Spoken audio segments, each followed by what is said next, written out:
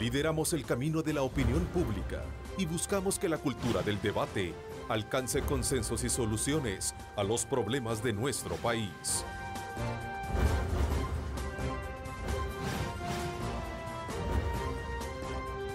Diálogo con Ernesto López. Hola, ¿qué tal? ¿Cómo están? Qué placer enorme saludarles a ustedes. Gracias por sintonizarnos en esta mañana de día lunes 16 de julio. Gracias por sintonizarnos, gracias por estar con nosotros a través de Cadena Megavisión y por supuesto nuestra señal a través de las redes sociales.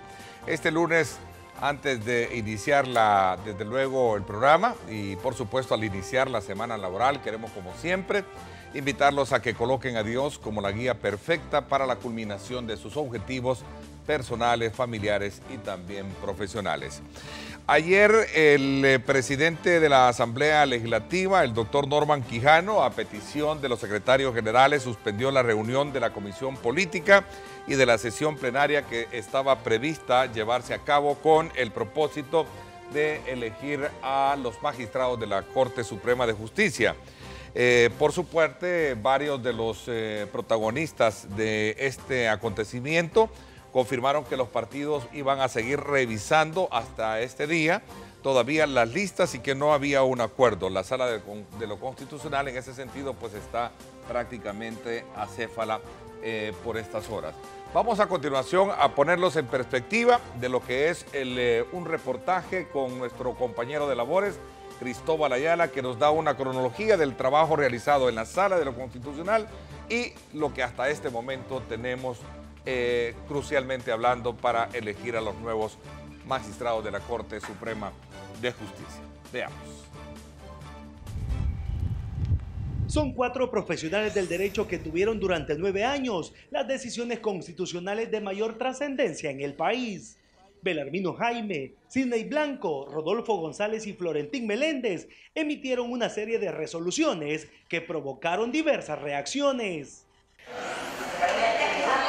En noviembre de 2011, establecieron que los ciudadanos podían votar por más de un candidato a diputado y en 2015 agregaron el voto cruzado, generando confusión entre los electores y poniendo en apuros al Tribunal Supremo Electoral. En octubre de 2014, se pronunciaron en contra del transfugismo, impidiendo que los diputados se cambien de partido en medio de su periodo legislativo.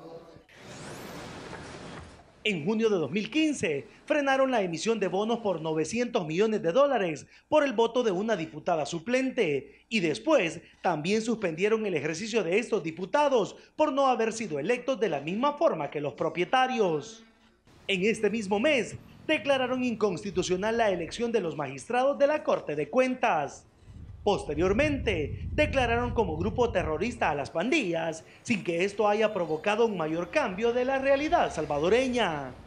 En julio de 2016, declararon inconstitucional la ley de amnistía, obligando a que se reabran casos por parte de los dos bandos involucrados en el conflicto armado. En mayo de 2017, la Sala de lo Constitucional falló en contra del CITRANS, habilitando el carril exclusivo para uso general de la población, porque supuestamente afectaba el libre tránsito de los usuarios. 2 meses después, declararon inconstitucional la reforma de pensiones, aumentando el techo de compra de los certificados de inversión previsional.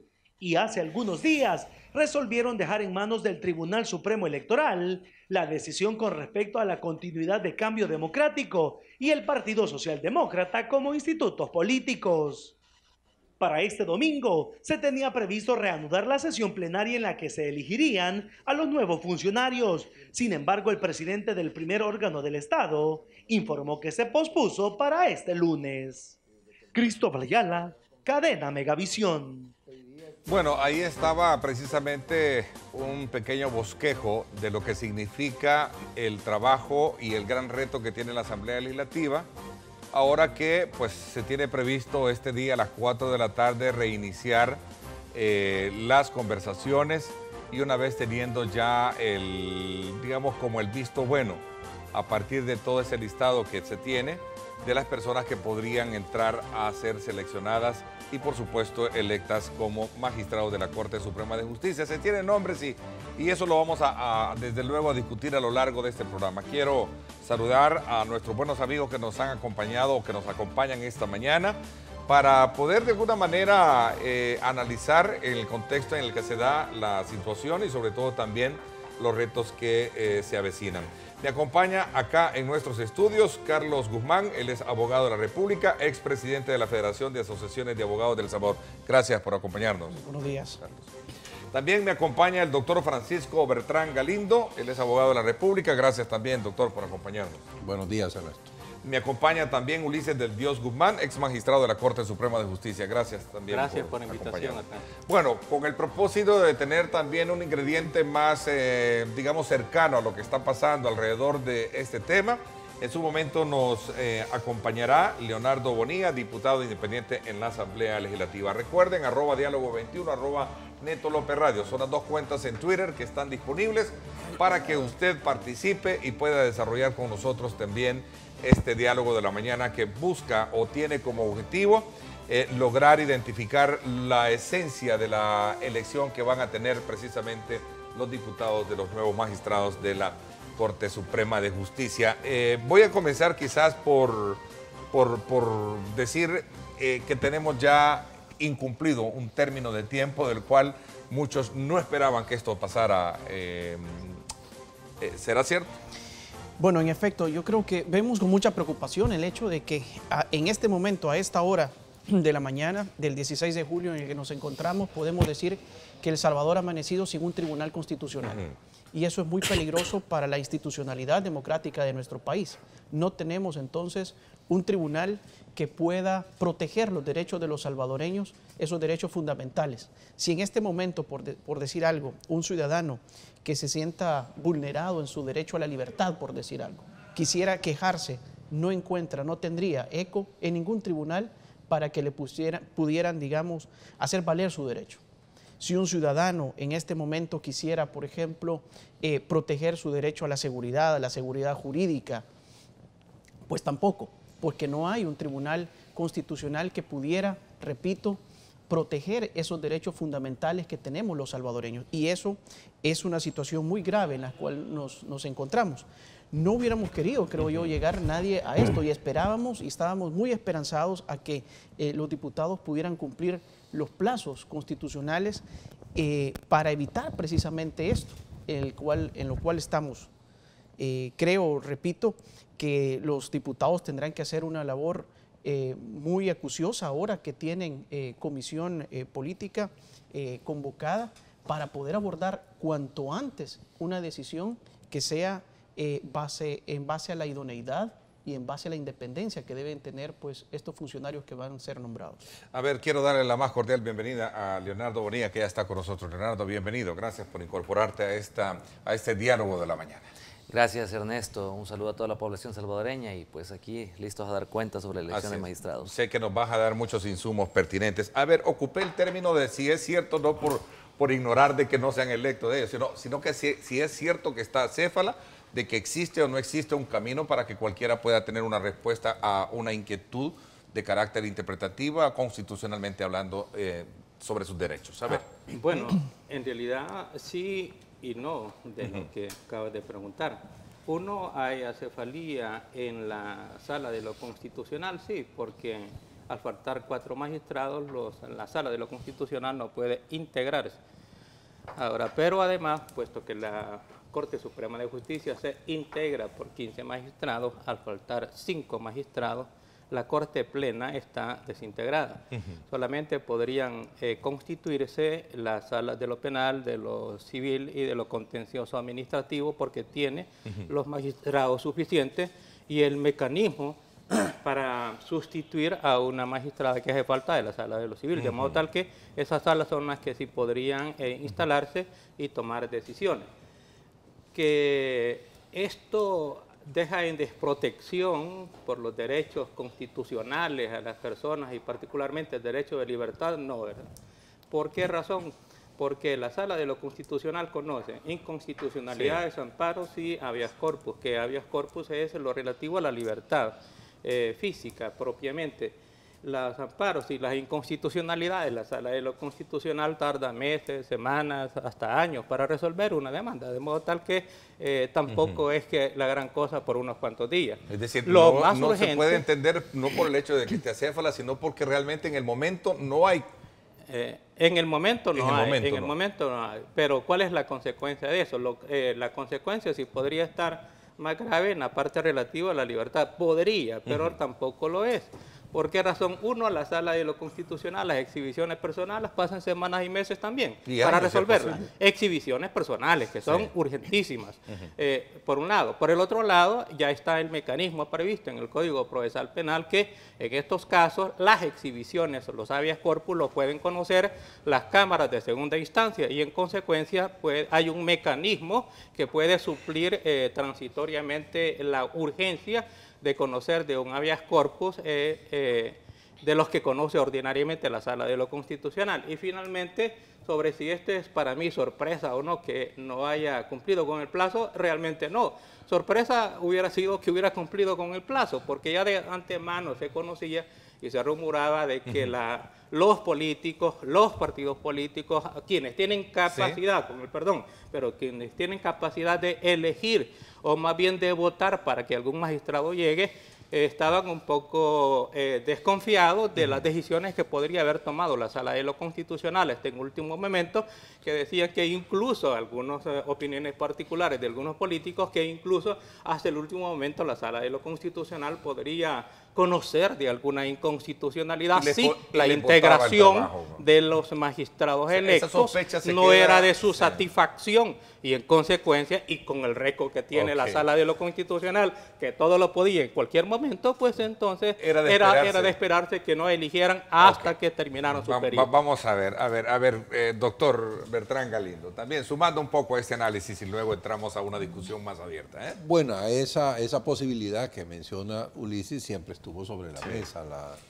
la percepción de los diputados de que la sala, si ellos cometían un error en la elección, eso pudiera generar una reacción de la sala, pero creo que más bien los motivos por los que no lograron llegar a los acuerdos en el fin de semana es que pasaron una cantidad de cosas aledañas, es decir, habían ciertos funcionarios de uno de los partidos que eran claves para el acuerdo, que estaban fuera del país y regresaron hasta el viernes. Entonces, hasta donde yo sé, hasta ese momento se pudieron empezar a activar las pláticas y como se necesitan 56 votos, entonces no hubo el tiempo para poder llegar a esas acuerdos en un fin de semana. Entonces, creo que eso suma al argumento, pero, o sea, no lo contradice, sino que lo fortalece. Además, uno no estaba en el domingo, porque el domingo fue el Mundial. Eso iba a ir. Además, entonces, hay quienes que a manera de humor sostienen de que el Mundial también paró todo esto. Entonces, sumemos lo que todo eso, sí, y agréguele a eso el hecho de que estamos en la pre-campaña presidencial, donde los partidos están haciendo acuerdos y negociaciones, si se van a aliar o no se van a aliar. Entonces, todo esto, de alguna manera, no es que esté directamente vinculado, pero de alguna manera termina rozando con la discusión de los magistrados. Entonces, no era el momento más feliz del fin de semana para elegirlo. Entonces, yo coincido, creo que de alguna manera la parte más delicada, que es la libertad de las personas, queda protegida por la vía subsidiaria de las cámaras. Y por el otro lado, lo que es amparos y lo que son inconstitucionalidades tienden a tardar bastante, o sea que unos días más, unos días menos no nos debería de ser. Es un problema institucional en el sentido que nos quedamos con un vacío. Hay decisiones que la Corte Plena tiene que tomar y no las va a poder tomar. Es decir, hay retraso, hay un problema y eso no es sano. Pero esperaría yo que en los próximos días, ya terminado el Mundial, con toda la gente acá, podamos ya entonces hacer los acuerdos y los diputados puedan entonces afinar. Sin embargo, hasta donde yo sé, ellos han venido trabajando, es decir, con bastante seriedad, ¿no? Y hay varios esfuerzos que, como le digo, no se han podido concretar hasta donde yo entiendo, porque o faltaba un elemento aquí o faltaba un elemento allá, pero esperaría yo que en esta semana puedan salir. Carlos, te voy a dar 20 segundos para, tal vez si quieres complementar un poco de tu participación y luego paso con Leonardo. ¿Qué piensas? Mucho gusto. En efecto, yo creo que no nos podemos conformar. Creo que en efecto aquí ha habido hay un incumplimiento. Y esto es algo que ya nosotros veníamos advirtiendo. Desde el momento que conocimos el calendario de trabajo de la subcomisión política que llevó a cabo el tema de las entrevistas, pudimos nosotros apreciar de que iba a haber un corto espacio para poder, concluidas las entrevistas, hacer una seria deliberación, que es la etapa que hace falta en este proceso. Y eso precisamente es tan importante como la etapa de las entrevistas. Y es aquí precisamente en donde los señores diputados tienen que razonar, justificar, motivar la decisión que van a tomar. Es decir, ¿por qué aceptan a 5 o a 10 candidatos, a magistrados, 5 propietarios, 5 suplentes? ¿Y por qué dejan fuera al resto? Es este momento crucial y por eso decíamos nosotros que iba a haber un corto espacio y creo que no nos equivocamos. Hasta la semana pasada, el martes de la semana pasada, fue que la subcomisión rindió un informe a la comisión política y en ese informe únicamente iba, digamos, el resultado de las entrevistas. No era un informe complementario con otros digamos, situaciones de evaluación de estos candidatos. Y por lo tanto, ese trabajo lo tenía que hacer ahora la comisión política y realmente el espacio le quedó muy corto. Y por eso hoy estamos en un tribunal constitucional. A ver, te decía, Leonardo, que tú nos vas a dar insumos pertinentes porque estuviste en la subcomisión especial de entrevistas.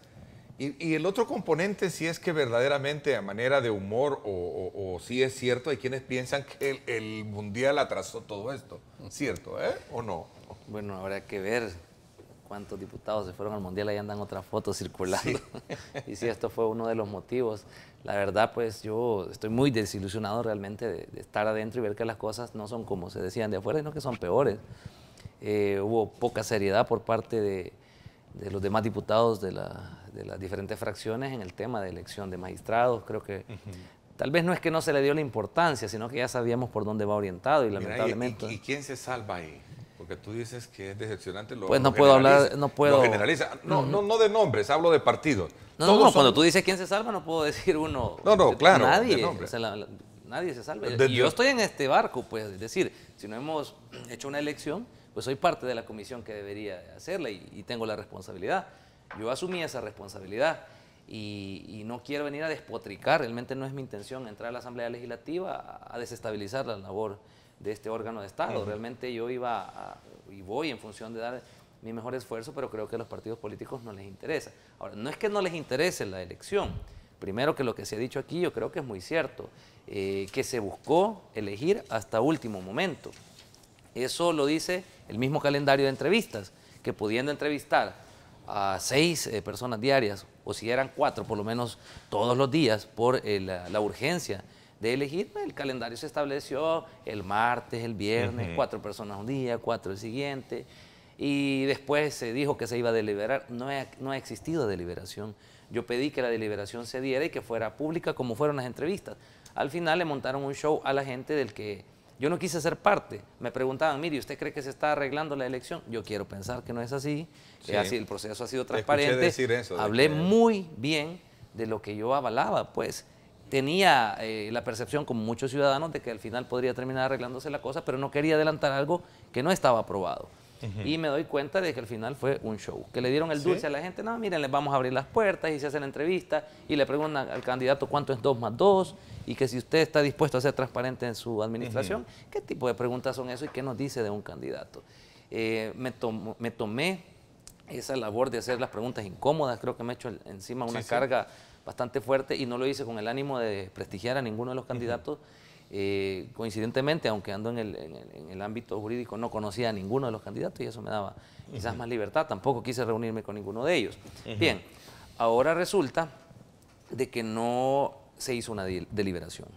Se pedían nombres y nadie dijo nada. Bueno, me tomé la libertad y a solicitud de algunos ciudadanos y gremios de abogados, hicimos un baremo en el que se establecían de alguna manera pues criterios que podían determinar quiénes eran los más idóneos. A la hora de cruzarse con evaluaciones podrías lograr algo. Correcto, ¿no? Si existía alguna evaluación y sí. Evaluación de las otras fracciones, pues claro, tendría yo parámetros de comparación para decir, mire, este fue el resultado de mi baremo.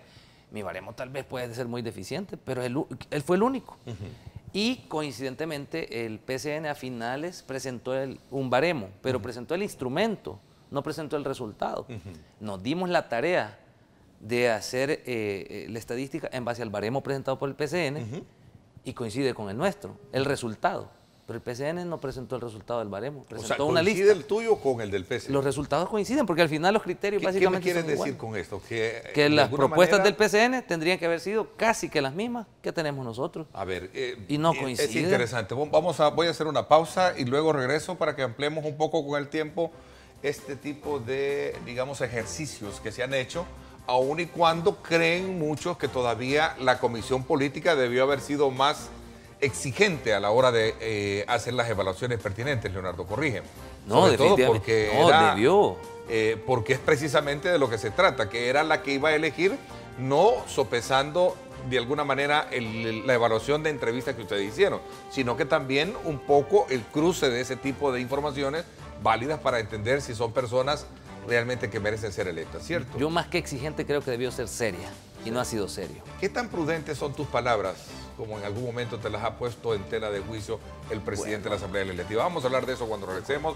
Vamos a la pausa, no me cambie, 8:54, arrancando la semana en este análisis importante con nuestros invitados que tiene que ver precisamente con ya parte de ese atraso que tiene la Asamblea Legislativa para la elección de 5 magistrados propietarios e igual número de suplentes en la Asamblea Legislativa. Vamos a la pausa y volvemos con más.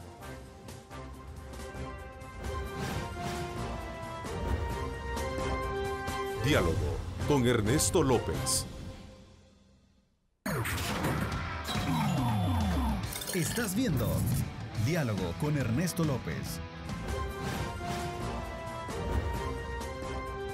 Diálogo con Ernesto López.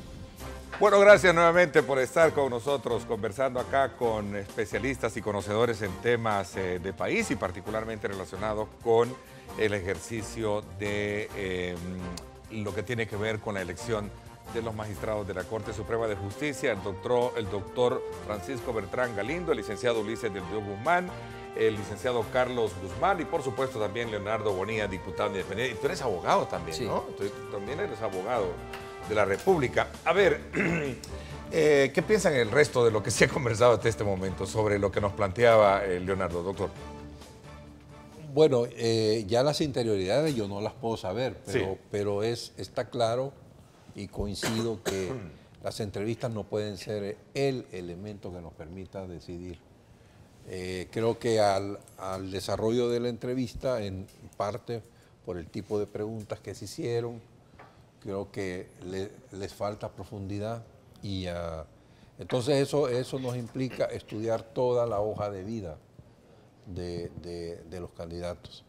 Y ahí uno puede valorar si su formación técnica, su formación científica, también si hay o no juicios o procesos en los que se haya visto involucrado que puedan afectar la parte moral del candidato. O sea que debe ser una definición más integral. Y yo sí creo que una de las cosas que debemos tratar de lograr es que no haya cuota en el sentido clásico, de 2 tuyos, 1 mío y otro del otro.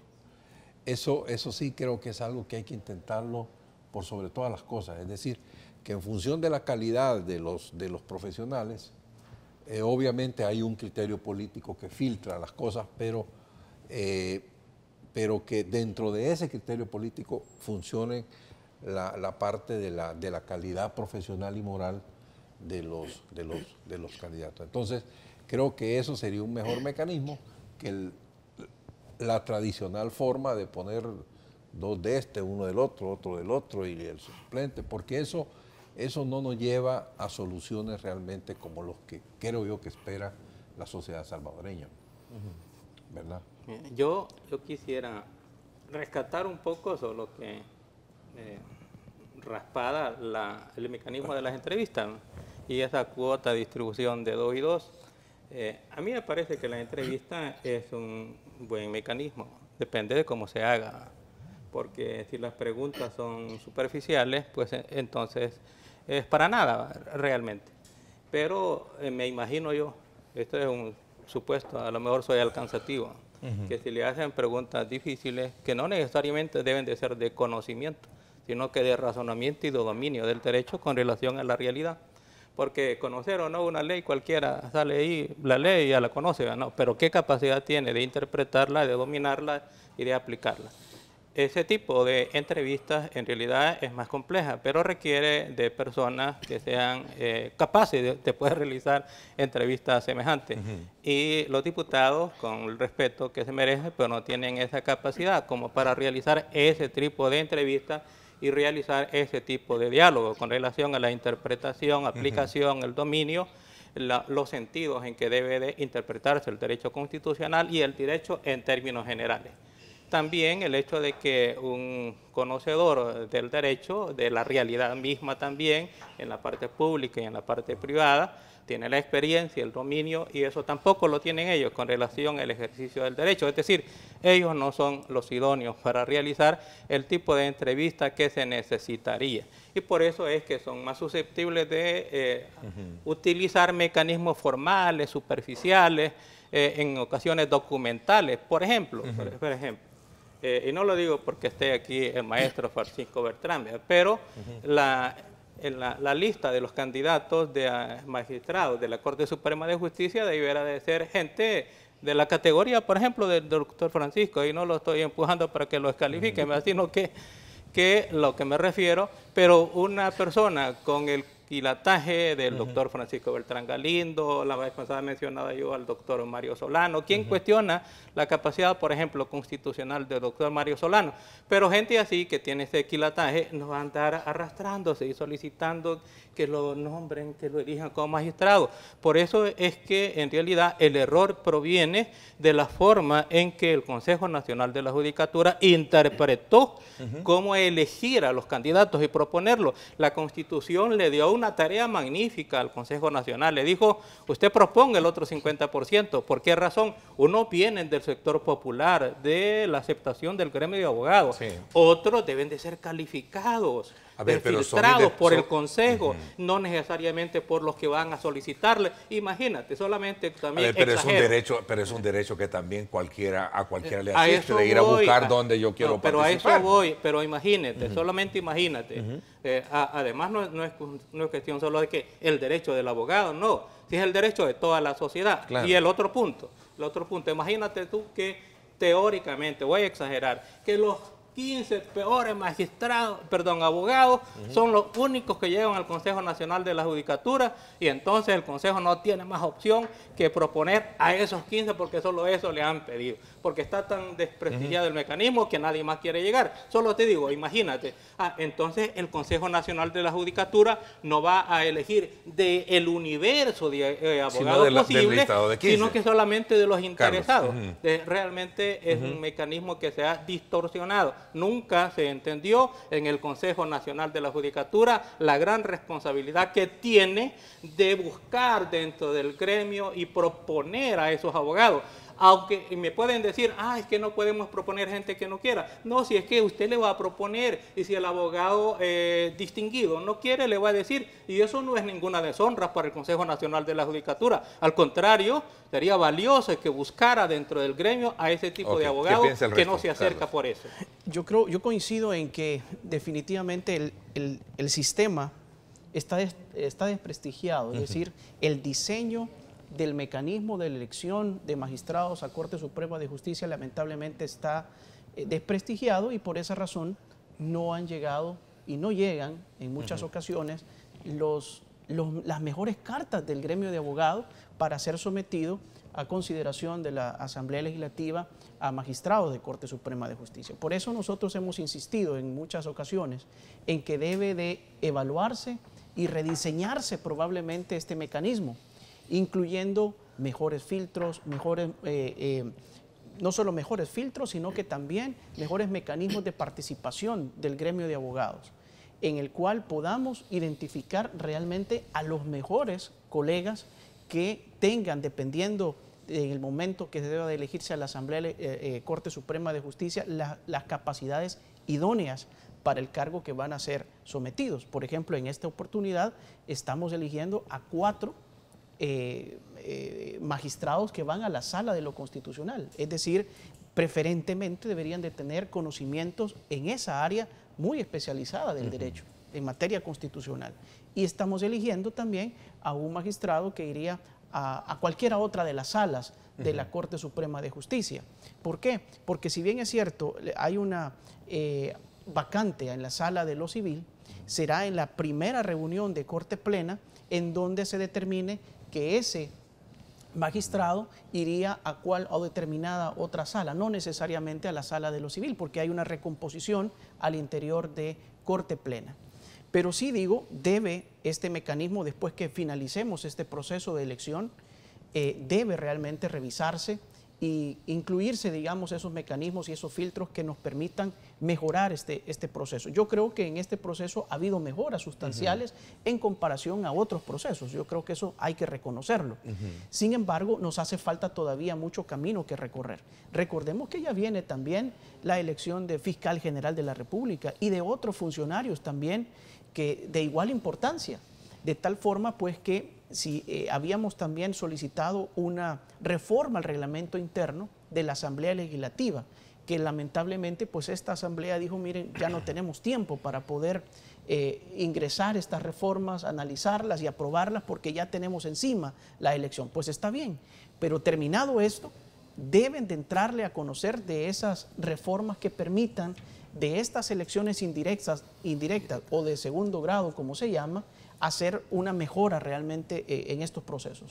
Yo sí quiero retomar una idea que acaba de mencionar, y es el hecho de que el gremio de abogados está desprestigiado, el mismo proceso de elección está desprestigiado, y lo que decía también Ulises, aquel abogado que es realmente honorable no va a andar rogando para que lo elijan, o se va a meter a un proceso en el que sabe que va a ser burlado. Igual cuando yo era candidato a diputado me dijeron, bueno, vos vas para diputado, vas para corrupto. Me decían, está tan desprestigiada la clase política que el que es honesto y que se considera honesto no se mete a eso, porque eso es deshonroso. Entonces, aunque sabemos que hay una necesidad de corregir un problema, no queremos ser parte de eso porque nos ensucia. ¿Te sentiste cómodo tú en tu primer línea de fuego en esa subcomisión para buscar elegir personas de tan importante cargo para la vida institucional de este país? ¿Te sentiste cómodo? Cómodo con el papel que iba a desarrollar, sí, porque sabía lo que iba. Cómodo con el trabajo del grupo, no, definitivamente no me generó confianza. Como para poder interactuar con los demás colegas y decirles, miren, esto está mal, sabiendo yo que al final de cuentas... ¿Tus palabras pueden ser interpretadas como despotricar contra tus mismos trabajos o compañeros? Yo esperaría que no, yo esperaría que no, y no es mi intención. Cuando el doctor Norman Quijano dice, en la medida que Leonardo gane experiencia, será más prudente en sus palabras.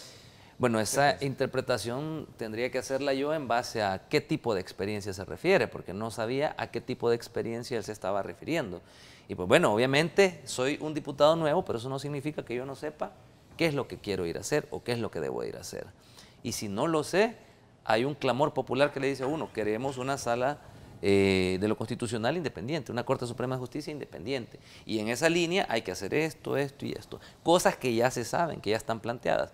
Aquí se ha hablado sobre el proceso de elección incluso de los candidatos en la FEDAES y el CNJ. ¿Está viciado? Sí está viciado, hay que corregirlo. Pero en la Asamblea Legislativa también está viciado. Y si no corregimos esa fase, bueno, en la subcomisión, ¿qué se decía? No, señores, nosotros nos vamos a salir de nuestra responsabilidad porque a mí me los mandó la FEDAES 15 y el CNJ 15. Y de eso no podemos elegir más. Vamos a elegir de lo que nos mandaron. Y si hacemos una elección y no les gusta, pues problema de ellos porque nos mandaron esto. No, señores, primero hay candidatos elegibles. Yo hice un baremo y da un resultado. Yo no estoy poniendo ningún nombre, pongo resultados. Y ahí aparecen los nombres en un orden. Alguien me dijo, mira Leonardo, pero tu lista coincide con la de Fusades. Bueno, es eso, coincidencia. Y si alguien de los que está en esa lista, porque obtuvo un buen resultado, no merece ser candidato y tiene un cuestionamiento, pues lo modificamos. Yo no estoy casado con ningún candidato, pero creo que los partidos políticos no están haciendo una labor como se debe, sino que tienen listas de sus preferidos y lo que todos ya sabemos, se lo digo, lamentablemente puede que surja así, es que los partidos políticos tienen la lista de cuáles son los magistrados que van a responder a sus intereses como partido político y se los están repartiendo como un pastel, algo que ya sabemos. A mí me gustaría cuestionar algo que le he escuchado a los señores diputados y que pareciera ser que ellos solo se imponen sin que realmente exista justificación jurídica ni jurisprudencial, la camisa de fuerza de que ellos en esta elección tienen que elegir a 4 magistrados de la Sala de lo Constitucional y a otro que irá a las otras salas. Eso realmente no es así. Ese bloque que se formó en la anterior Sala de lo Constitucional fue un bloque que se formó a través de una sentencia de la Sala de lo Constitucional para blindar a uno de los magistrados que había sido trasladado de la Sala de lo Constitucional hacia la Sala de lo Civil. Y entonces sacaron una resolución en la que dijeron que una vez que ingresaba o era electo un magistrado en la Sala de lo Constitucional, ahí debía de terminar su periodo. Eso en algunas ocasiones se ha malinterpretado y se ha entendido que ahora que los 4 finalizan su periodo, hay que elegir entonces a 4 magistrados de la Sala de lo Constitucional de la lista de los propuestos de los nuevos magistrados y no necesariamente porque la Constitución de la República lo que exige es una renovación cada 3 años, que son de 5 y 5 magistrados, y eso supone que en cada una de las elecciones va a elegirse al presidente. El hecho de que se deba de elegir al presidente de la Sala de lo Constitucional y del órgano judicial y de la Corte Suprema de Justicia indica que hay necesariamente o debe haber un espacio para los reacomodos o traslados de magistrados que ya son electos, que pueden estar en otra sala y eventualmente pueden pasar a la Sala de lo Constitucional si es que la Asamblea Legislativa considerara que hay magistrados que tienen el mérito o el valor suficiente, pero a tal como se está haciendo esta elección, pareciera ser que le están diciendo a los magistrados que ya están en la Corte Suprema de Justicia, ustedes no tienen el mérito suficiente para ir a la Sala de lo Constitucional, solamente de los nuevos es que se va a elegir, y eso lo que haría es conformar de nuevo otro bloque de 4 que va a durar hasta 9 años. En cambio, si la integrase, si es que hubiese mérito, porque la Asamblea lo va a decidir, si la integrasan con algunos ya antiguos y otros nuevos, entonces sí daría lugar a que la sala no quede amarrada, no quede petrificada durante 9 años, sino que tenga mayores posibilidades de renovación cada 3 años. Doctor Bertrand, no quiero ser infidente en esto, pero usted decía de que ese listado que se ha conocido con antelación y que circula en las redes sociales como que viene siendo como una especie de matiz alrededor de una discusión profunda o decisión profunda que se va a tomar. Es decir, que es como una lista engañosa, lo voy a traducir así, perdóneme si o sea, no. Es engañosa en cierto sentido. Creo que está cumpliendo varios objetivos. Uno es, obviamente, la señalización de los preferidos de los partidos políticos, quienes ellos han analizado. Pero además creo que hay algunos nombres, viendo algunos de los nombres que están ahí, que creo que son hechos para que los partidos han conversado con alguien o de alguna manera se les han tenido visitas y están cumpliendo algo así como una promesa de considerar a A, B, C y Z gente. Entonces, creo que no ese listado, al no reflejar estrictamente lo que son las posiciones para las negociaciones, entonces uno puede llegar a conclusiones equivocadas y puede pensar que hay alguien que tiene la unanimidad completa de todos los partidos y resulta que no tiene el apoyo efectivo de los partidos. sino que simplemente está cumpliendo un rol para los efectos de los partidos. O sea, esos son mis análisis y mis percepciones desde fuera. Es decir, pero con cierto mire, objetivo de engaño para decir, bueno, estos son los que van a apedrear en este momento y después se van a hacer. ¿No va a ser así? No lo veo así. Mire, el problema es que dentro de los candidatos, por ejemplo, hay algunos que tienen características muy especiales puestas en sí mismas y que hace que la consideración de esa persona sea desfigurada en relación con el resto. Voy a mencionarle uno. Por ejemplo, está este chico que es el jefe de la sección de probidad. A eso iba, se la iba a presentar así. Él es Carlos el que Pineda, ha llevado, el doctor Carlos Pineda. es el que ha llevado todo el trabajo de las investigaciones de probidad. Y allí hay una cantidad de personas que están en proceso de investigación. Entonces es obvio, ¿verdad?, que el nombre de él aparezca en todos los listados, no necesariamente porque lo quieren, sino que porque si no lo ponen, están diciendo, este señor se va a enojar conmigo.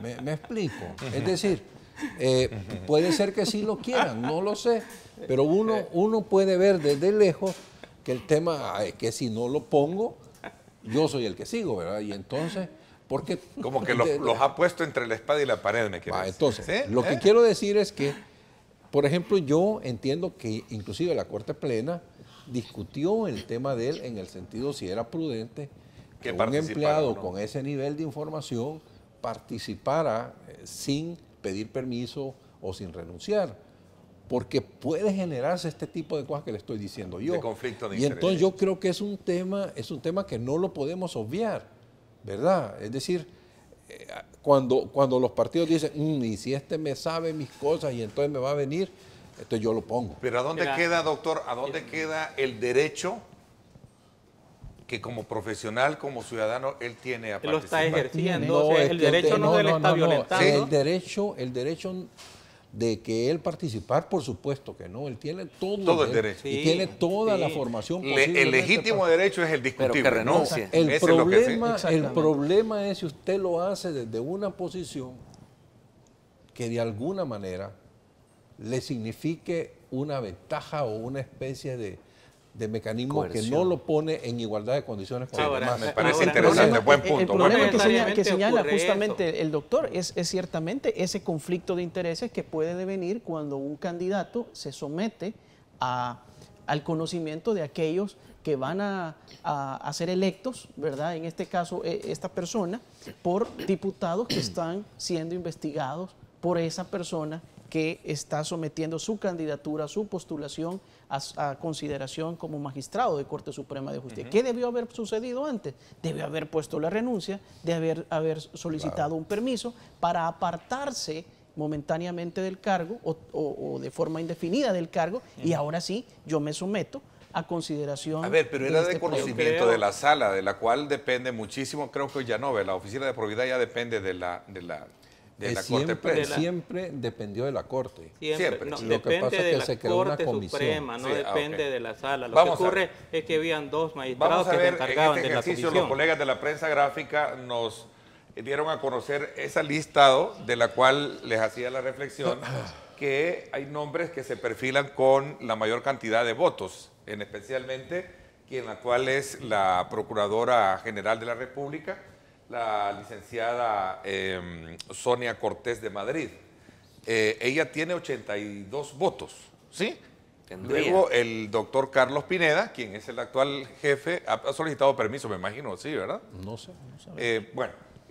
Director, o ¿cómo se le llama? Sería el jefe de la sección de probidad de la Corte, que es el punto medular que estaba planteando el doctor, vea. ¿Qué grado o qué conflicto de interés puede haber ahí en él para elegir a quienes tiene sobre la pared, o para que también pueda contar con el apoyo y ser electo, ¿no? Y no investigarlo? Ese es el punto. Vamos a ver. Bueno, yo quiero señalar la parte que dice el maestro Bertrán aquí, que esa es una forma por la cual podría aparecer alguien en una lista como supuestamente grandes apoyos, y después le traigo a los partidos políticos. No, pero es una forma. Y creo que las razones que está dando el maestro son las que explicarían o podrían explicar este caso. pero también quiero señalar que no necesariamente de ese modo.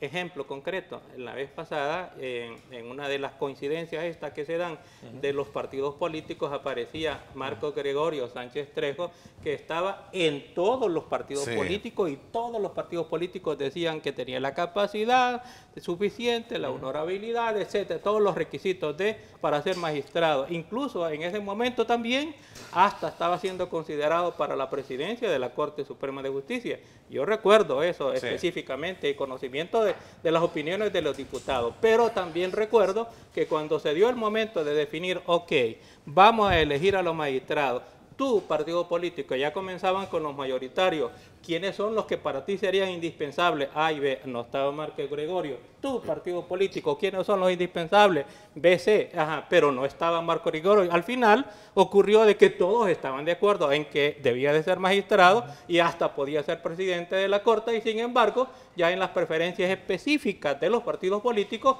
nos quedó de magistrado. ¿Por qué razón? Porque entonces priva el otro tipo de interés, el interés específico de los partidos y de los diputados. Leonardo, ¿coinciden con tu, llamemos barómetro, sí? Baremo, perdón, con relación a lo que tú habías evaluado? No, realmente me parece curioso de que por lo menos los primeros dos candidatos, ¿sí? Sonia Cortés de Madrid y Carlos Pineda, me aparecen en una puntuación de 7.5. Carlos Pineda. 8.2. No, puntuación, esos son votos. 7.5 y 7.13. Quizás como en la 15ª posición, o 20ª posición más bien, de los 30. Ellos dos, 19 y 20. Por la puntuación que se les da en razón de su capacidad, de sus credenciales, de su experiencia profesional. Hay personas que dentro del baremo aparecen mucho mejor evaluadas y mucho menos desvinculadas de partidos políticos o de sectores en particular. Realmente yo ahí ¿No te suenan ellos dos?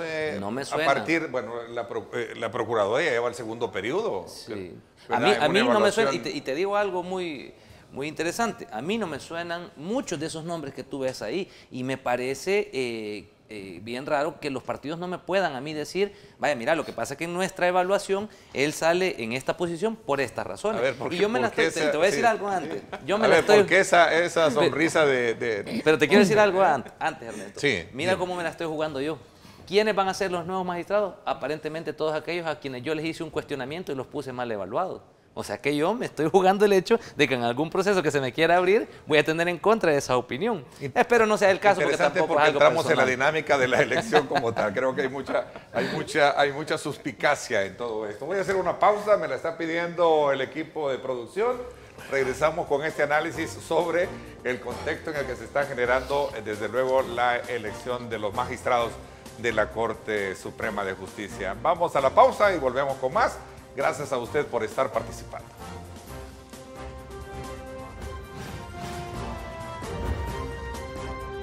Diálogo con Ernesto López. Estás viendo Diálogo con Ernesto López. Diálogo con Ernesto López. Vive las vacaciones de agosto en los 14 parques recreativos del ISTU, con la mejor diversión acuática y natural. Entrada general, 1.50. ISTU presenta. Bueno, la oportunidad para que usted desde ya sepa que estamos entrando también en un periodo vacacional. Así es que nos vamos como siempre con Karen Avilés para que ella pueda darnos detalles de lo que viene por delante. Karen.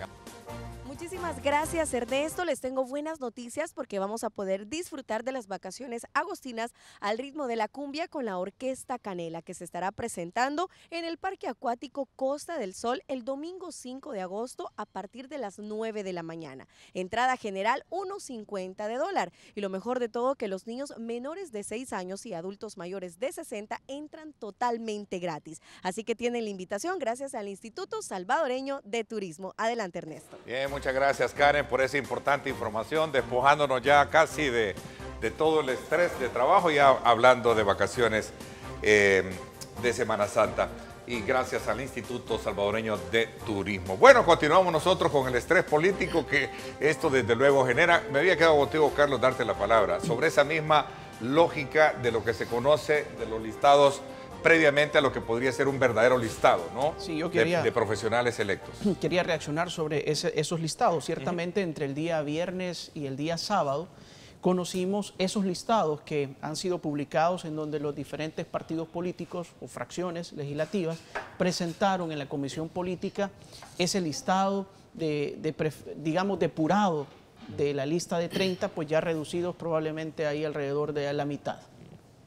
Sin embargo, lo que nos hace falta conocer ahora de parte de las fracciones legislativas es cómo llegaron a ese resultado, porque no han presentado, digamos, un sistema de evaluación que utilizaron al interior de cada uno después de analizar los resultados de las entrevistas, después de analizar los resultados de la hoja de vida, de las ponderaciones técnicas, etcétera, o académicas que cada uno de estos candidatos tiene. O sea, la subcomisión debió haber entregado esa evaluación a la comisión política. ¿A eso te refieres? Yo creo que cada fracción política debió haber entregado cuál fue el sistema de evaluación. Debió haber tenido un solo sistema para empezar. Correcto. La comisión política de evaluación, y eso debió haberlo diseñado desde el inicio. Correcto. Conocer desde el inicio cuál va a ser el mecanismo de evaluación que vamos a utilizar para poder determinar esto. Y esto es importante, porque cómo van ellos a deliberar ahora que van a tomar su decisión, sobre la base de qué van a tomar esa decisión. ¿Cuáles son los parámetros de la evaluación? ¿Con quiénes se reunieron, por ejemplo? Bueno, es que eso no debería de permitirse en las reuniones privadas, ¿verdad? Eso yo lo propuse. Dice de muy poca transparencia. Yo lo propuse en el protocolo que planteé. Pero a donde voy es aún más allá. Una de las razones por las cuales la Sala de lo Constitucional, digamos, ha votado varias elecciones de magistrados inclusive, ha sido porque la Asamblea Legislativa no ha podido motivar su decisión. Y eso entonces pone en riesgo esta elección. Si la Comisión Política y si la Asamblea Legislativa no aborda esa decisión con un razonamiento objetivo y claro, corremos el riesgo que esa elección pues se nos caiga. Y eso es lo que yo había planteado en el protocolo que presenté al inicio, que al final solo presentó uno, Arena, y presenté uno yo, con la intención obviamente de que este proceso no solo fuera transparente, sino fuera idóneo. Se dijo, este proceso ha sido histórico porque se abrió al público, pero es histórico como le han querido ver la cara realmente a la sociedad salvadoreña, porque uno de los planteamientos que yo hacía era que se prohibieran esas reuniones. Esas reuniones nunca han sido prohibidas y se dieron en este contexto, pero como no hay nada que lo prohíba, pues no ha pasado nada. ¿Y qué le puede decir, decía yo, un candidato a una fracción que no se lo puede decir a la comisión? El instrumento tampoco existió en ningún momento, no existió un mecanismo de evaluación en el que se dijera, ok, la comisión se va a reunir y después de las entrevistas vamos a revisar los atestados y en este instrumento vamos a ubicar una puntuación. Simplemente creo que el criterio es de quién fue a decirle a qué partido que se le iba a plegar. Y lo tengo que decir así de esa forma clara, creo que esos van a terminar siendo los criterios. Y los magistrados, perdón, los candidatos que aparecen en ese orden, lo hablábamos acá, aparentemente son como el anzuelo que están tirando los partidos. Esta es mi lista y tal vez ni siquiera es esa la lista que realmente quieren. Al final del consenso van a decir, como no logramos acuerdo, proponemos a otros. Y los que vengan a surgir al final son los que realmente quizás van a terminar proponiendo. Yo creo que el procedimiento de evaluación sí debiera de ser un procedimiento unificado, pero los diputados y los partidos políticos no pueden imponerse un procedimiento unificado, al menos no preciso, porque eso los colocaría en una situación de una camisa de fuerza. Por ejemplo, si el procedimiento fuera unificado y fuera puro, entonces los que salgan mejor evaluados en su orden deberían de ser, ¿verdad? No habría para dónde, pero eso limitaría las posibilidades de maniobra de los partidos políticos. Pero como en este caso ocurre de que el procedimiento de evaluación es un poco desconocido y además un tanto desprestigiado, eso hace de que aparezca un cierto orden de evaluaciones,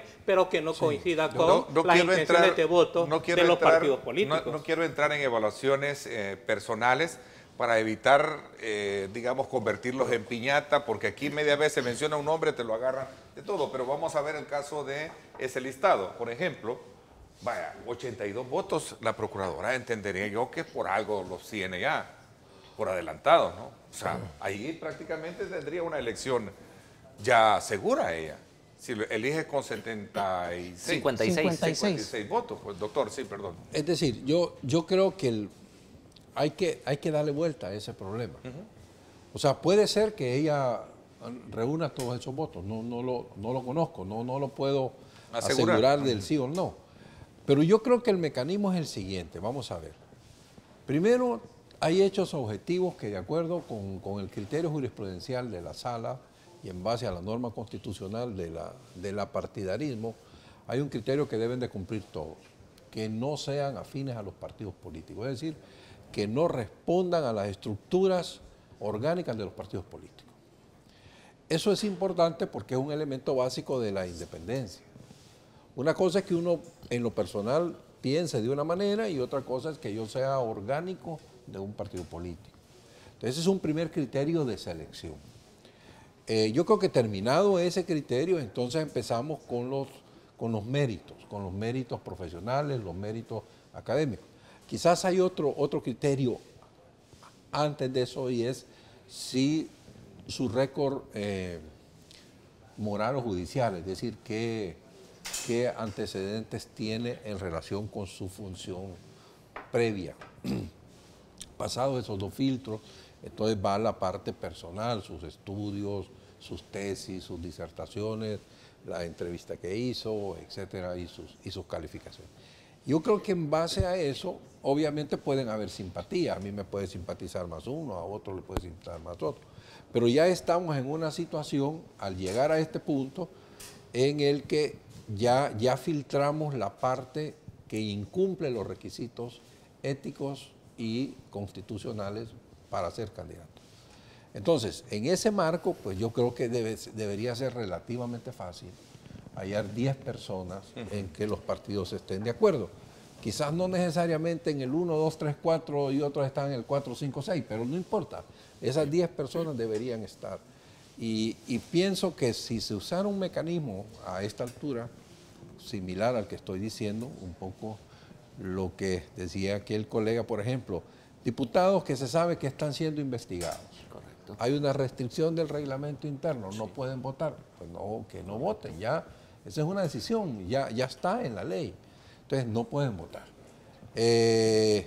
Magistrados o candidatos a magistrados que tienen procesos judiciales en proceso, pues ya deberíamos tener una posición si se puede seguir con ellos o no se puede seguir con ellos. Y así, es decir, esos criterios objetivos nos permitirían ir separando estos temas, afinidad partidaria, eso, y entonces llegaríamos a un núcleo que es el que creo que sobre ese universo que hay que conversar. Y hay sentencias de la Sala que prohíben. El doctor Carlos Pineda tiene un conflicto de intereses a criterio de usted entonces, genera o despierta ese conflicto de intereses. Más que yo no sé si será conflicto, no le puedo decir porque eso ya es cuestión. O sea, pero la posibilidad del conflicto sí está. Ok, ese es un buen elemento. No quisiera bajar la calidad de la seriedad del análisis que ustedes esta mañana, como 4 abogados, cada uno desde su propia trinchera, está haciendo, para caer un poco en aquellas preguntas especulativas, como por ejemplo, era obvio que el atraso se iba a dar porque a partir del atraso, ya no teniendo quien se lo declare inconstitucional, se van a terminar eligiendo los que a los partidos políticos les convengan. Uno. El otro elemento clave es el hecho de que nosotros vamos a tener una campaña en la que se van a someter listados, los cuales van a ser debidamente cuestionados, pero al final aquí están los verdaderos que ya escogidos estamos. Esos son otros elementos que ahí están. Y el otro elemento es cuál va a ser qué es lo que el Partido Arena ahora va a tener que hacer al enfrentarse de tener el control por los partidos de derecha y no precisamente en el reparto que anteriormente tenía, en este caso la izquierda, que tenía la mayoría, digamos, de aliados del partido. Por ejemplo, lo voy a dejar más clara esa pregunta. ¿Será el reparto de 2 Arena, 2 FMLN y 1 del partido Gana o PCN? No necesariamente. No necesariamente. Que no tiene ya que no, ser. porque el Frente ya no tiene la posibilidad de veto. Ya no Eso tiene era la cuando Arena y el Frente tenían veto recíproco. Pero es que yo creo que si usted usa el mecanismo que yo le planteé, ya no estamos en la lógica de 2-2-1. Ok, interesante. Es simplemente un tema de personas que cumplen los requisitos y a partir de ahí simpatizamos o no, o nos gusta más o no, tal o cual persona, pero ya no es un tema de que yo tengo dos, tú tienes dos. Interesante. Ese es el me encanta esa respuesta que nos coloca más en ese análisis. Vámonos entonces a la pausa y regresamos todavía buscando aterrizar sobre esa base. Le doy la palabra a Carlos cuando regresemos. Vamos a la pausa. Vive las vacaciones de agosto en los 14 parques recreativos del ISTU, con la mejor diversión acuática y natural. Entrada general, 1.50. ISTU presentó.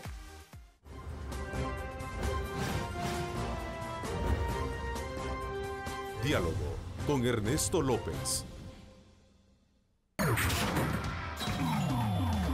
Estás viendo Diálogo con Ernesto López. Diálogo con Ernesto López. Bueno, gracias nuevamente por estar con nosotros. Carlos, te quedé darte la palabra. A ver.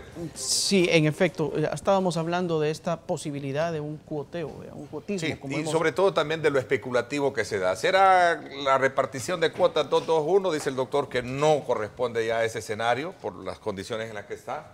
Y lo otro era que de esperarse de que esto iba a pasar para que nadie declare inconstitucional. Y el otro elemento clave es qué tipo de estabilidad se puede lograr con una configuración de elección si al final las decisiones jurídicas de la Sala de lo Constitucional tienen carácter político o impacto político. Son tres elementos, pero a ver. Claro, no podemos negar que la decisión que toma la Asamblea Legislativa es una decisión estrictamente política. Pues si la Asamblea Legislativa es el órgano por excelencia, el órgano político por excelencia. Y las discusiones que ahí pasan, pues obviamente son... no, pero en el caso de la Sala, sí, yo la reflexión, sí, son eminentemente jurídicas con implicaciones políticas. Ya voy a ese análisis, ciertamente. Pero la decisión que viene de la Asamblea Legislativa en el nombramiento de magistrados es estrictamente política.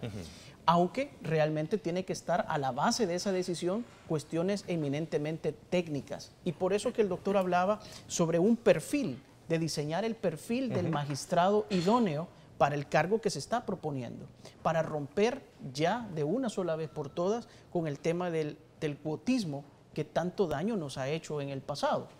Ese mismo cuotismo del que hemos estado hablando es el mismo cuotismo que hemos visto cómo han sido tomadas instituciones en el pasado y que se han vuelto completamente inoperantes, ¿verdad? Para citar un ejemplo, el tema de Corte de Cuentas de la República, que ha sido siempre señalada como una institución que no funciona, que no termina de engranar, y es precisamente porque siempre ha habido un reparto de esa institución.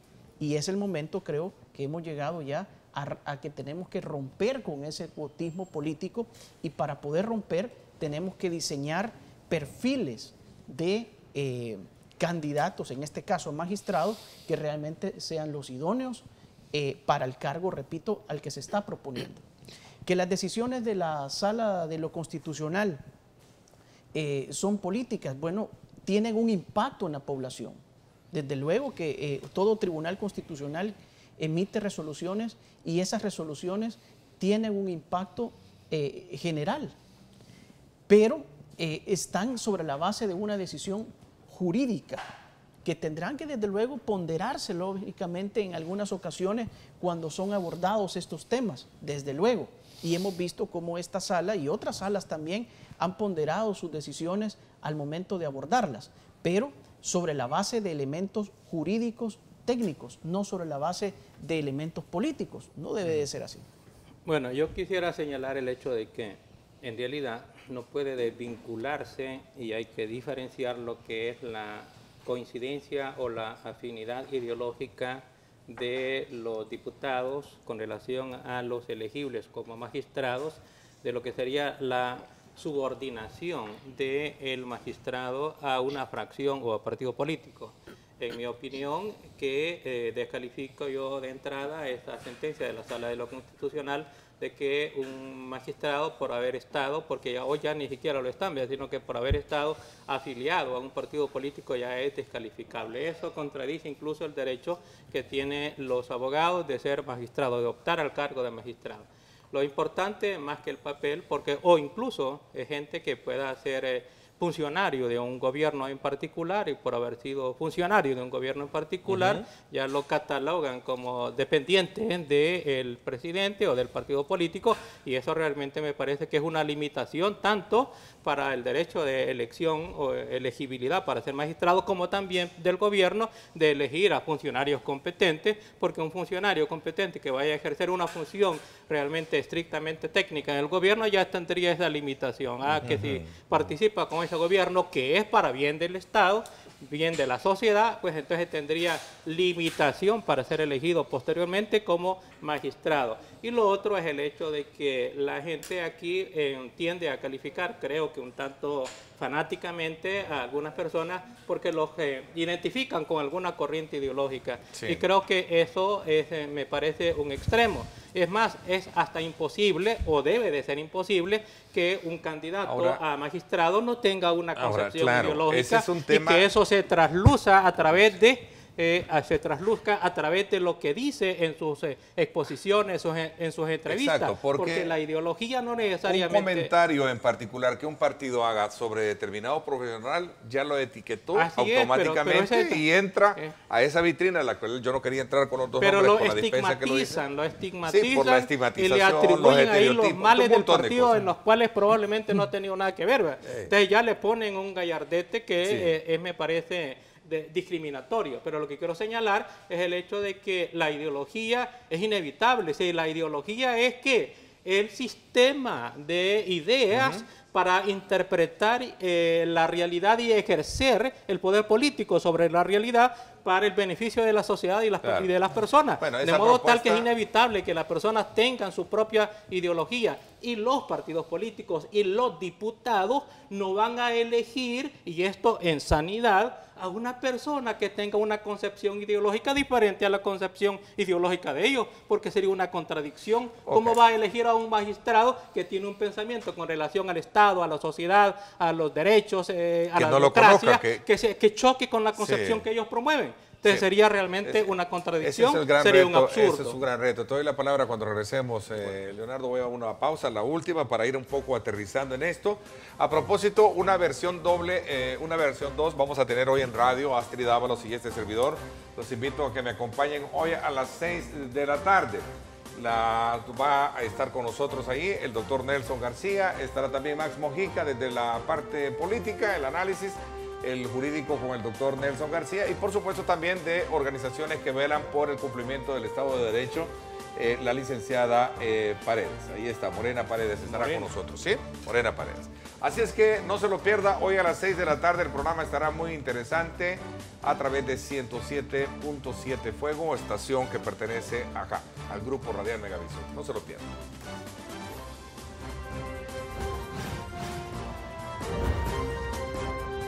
Diálogo con Ernesto López. El futuro es imaginar, es pensar en grande. Prepárate hoy, estudia en la UFG y amplía tus oportunidades. UFG, tecnología, innovación y calidad. Bueno, gracias nuevamente por estar con nosotros. A ver, Leonardo, un poco corriendo en el tiempo, ¿qué es lo que hay para este día? Entiendo que ustedes están también como subcomisión dentro del proceso de deliberación que tiene la Comisión Política, o quedó establecido en el, digamos, en el marco regulatorio separarse una vez entregado este listado de entrevistas. No, la subcomisión no tenía facultades de depurar el listado. Era la comisión política. Al final no entendía para qué se creó una subcomisión de elección si era una subcomisión de entrevista. Y este informe pasa a la comisión política y la comisión política debería deliberar. Pero en las 3 sesiones que hemos tenido no se ha hecho deliberación, sino se ha preguntado si hay listados propuestos de cada fracción y se han ido presentando. Entiendo que hoy hay convocatoria a las 4 de la tarde también, pero me imagino que es para ver si hay consenso, pero no deliberación. Espero equivocarme y que a las 4 de la tarde ahora exista realmente una deliberación, y si no, pues yo lo planteaba, existe la posibilidad de que este proceso sea declarado, bueno, no sé si sea declarado inconstitucional, pero ¿por que quién? puede ser. Por lo mismo que eligen, por lo mismo que eligen. Pero podría caer con un vicio de inconstitucionalidad al no tener el análisis correspondiente para su aprobación. Pero ese riesgo existe. ¿Quién lo declara inconstitucional? Doctor Bertrand. De la sala y perdón por la imprudencia. ¿Sí? Con parámetros de la sala constitucional saliente podría ser inconstitucional, pero con el parámetro de la sala que llegue, difícilmente va a ser inconstitucional si es que acaso alguien interpone lo que se venía discutiendo en los anteriores programas, en los análisis. Está bien, ¿verdad? Con el trabajo hecho por la sala que ya concluyó, pero se estaba sentando precedentes para futuras interpretaciones similares que a lo mejor no sean del agrado para otros que en aquel momento aplaudían. Esto es un buen elemento que sin entenderlo, sin ser, digamos, abogados, pues se entiende la lógica. Si vos lo hiciste en el pasado, yo tengo ahora cómo poder hacerlo. Hay un principio que se suele usar en los jueces, y aquí mi colega me lo puede confirmar, es estarse a lo decidido. Sí. Es decir, ir como tratando de construir una jurisprudencia y dándole valor en las sucesivas resoluciones. Uno de los primeros acuerdos de la sala que terminó fue darle vuelta a los precedentes, y el argumento que usó era de que como jueces tenían el derecho de hacerlo, y segundo, que si consideraban que las circunstancias habían variado, podían entonces no estarse a lo decidido. Yo recuerdo cuando leí esa sentencia y dije, wow, esto nos mete en un proceso donde la siguiente sala perfectamente puede decir, pues le doy vuelta a todo lo que dijo la otra porque no tengo por qué estarme a lo decidido, lo cual es un riesgo, y por eso es importante esta selección. Porque si bien es cierto, no esperamos que coincidan 100% con los que salieron, pero hombre, que de alguna manera la línea conceptual se pueda mantener. Sin embargo, el riesgo está, es decir, que con el mismo precedente que la sala puso, de que no es tan necesario estarse a lo decidido, entonces nada quita que la nueva sala, cuando tenga que decidir sobre sí misma, si fue bien electa o no fue bien electa, lo cual, dicho sea de paso, los pone en un gran problema. Pero debería ser electa ya en la oficina privada, como se hizo la anterior, decía un televidente. Exacto, es decir, yo creo que ese tipo de cosas... Aquellos que no estuvieron en lista, doctor, perdón, eso yo comprendo la parte formal en cuanto a que la decisión es de los diputados y formalmente, y finalmente así es. Pero es obvio que en el proceso previo hay una cantidad de acciones que tienen que ver con la sociedad civil, tienen que ver con los partidos políticos, y asumiré, habrá alguno que otro interés que ande por ahí también. Pero esos son procesos naturales. Ahora, el problema de lo que menciona el maestro Bertrán es el hecho de que al cambiar tan abruptamente la línea de estarse a lo decidido, se crea inseguridad jurídica, porque entonces ya no hay seguridad de cómo es que se va a interpretar la Constitución y las leyes, ni de cómo se va a resolver y cuál es el procedimiento que se va a utilizar. Y eso crea realmente una gran inseguridad. Ejemplo concreto, si todo mundo en derecho procesal sabe que el objeto de la discusión es fijado por el demandante y el demandado, que son los que promueven la acción y la oposición. Pero si en el camino, en el razonamiento, se les ocurre vincular con otro objeto y de repente ese objeto que no es parte del proceso lo resuelven, pues crea absoluta inseguridad jurídica, que quiere decir que toman ellos la posición de ser juez y parte porque ellos mismos meten un objeto extraño al procedimiento. Lógica. Es el caso de los diputados suplentes. No estaba en discusión la validez de los diputados suplentes y de repente discutiendo sobre una decisión, se les ocurrió, dijeron, un diputado suplente ha votado, a propósito, los diputados suplentes no han sido electos, y declaran la invalidez de todo. Perdónenme, yo realmente no defiendo a los diputados suplentes, ellos son los que se defiendan. Lo que yo defiendo es la pureza del proceso. Eso crea una absoluta inseguridad jurídica, resolver cualquier cosa, y ese era el estilo de esta sala de lo constitucional. También lo cuestionó acá siendo diputada y siendo abogada vecina, eso es cuestionable. Pero, a ver, Carlos, los diputados que tienen investigaciones de probidad no deberían de votar por los magistrados? Yo entiendo de que hay una disposición en el reglamento, eso ya está regulado y no deberían de poder votar. Pero ¿y entonces quién votaría? Bueno, porque entiendo que la mayoría están siendo investigados. Buen punto. Estás dudando de los honorables diputados. Que la mayoría está cuestionado, ¿no? O investigado. Totalmente. Pero ya eso es una situación que está regulada ahí. Los Ernesto, suplentes, ahí está regulada y hay mecanismos para hacerlo, ¿verdad? Okay. Lo que intenta obviamente esa disposición es precisamente evitar esos conflictos de intereses. Tu conclusión del análisis que hemos hecho ahora en 30 segundos, porque ya el tiempo se nos está yendo para prepararnos. Hoy que hay comisión política, deberían entrar justamente a esa etapa decisiva ya, que es la etapa deliberativa, y hubiéramos esperado como sociedad civil de que esa etapa fuera también pública, fuera transparente, que permitiera la participación o la observación de la ciudadanía, como se hizo, digamos, en la parte de las entrevistas. Sin embargo, pues entiendo de que no se podrá hacer, pero supongo que a través de los canales legislativos y medios de comunicación que tiene la Asamblea Legislativa, pues por lo menos por ahí vamos a poderlo apreciar. Doctor Galindo. Bueno, yo insisto, esta es una elección fundamental. Creo que juega aquí un rol importante la sociedad civil.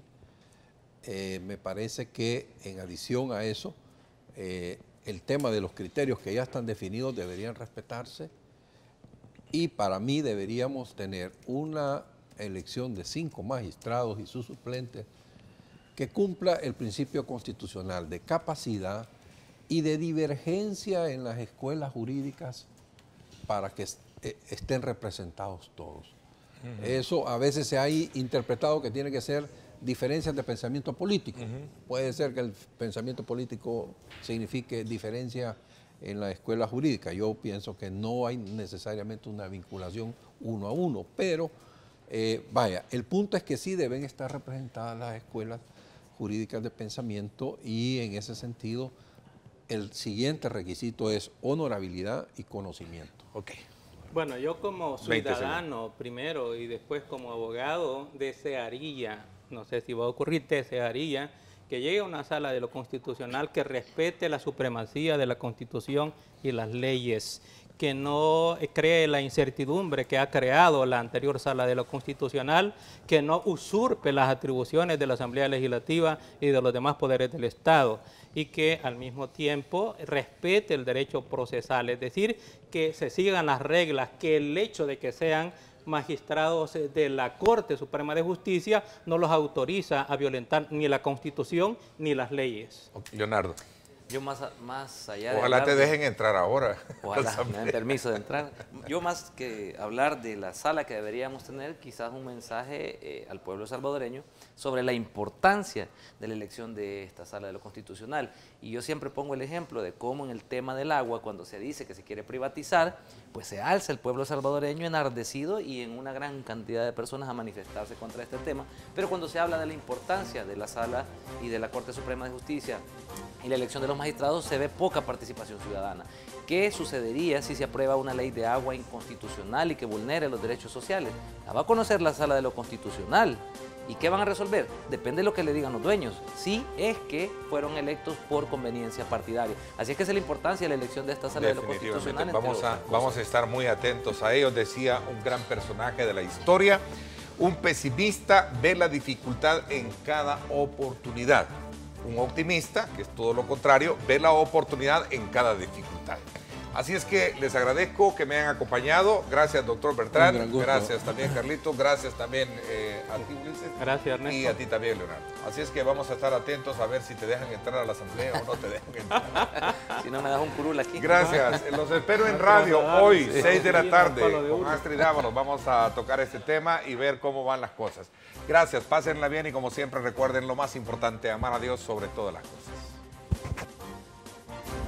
Lideramos el camino de la opinión pública y buscamos que la cultura del debate alcance consensos y soluciones a los problemas de nuestro país.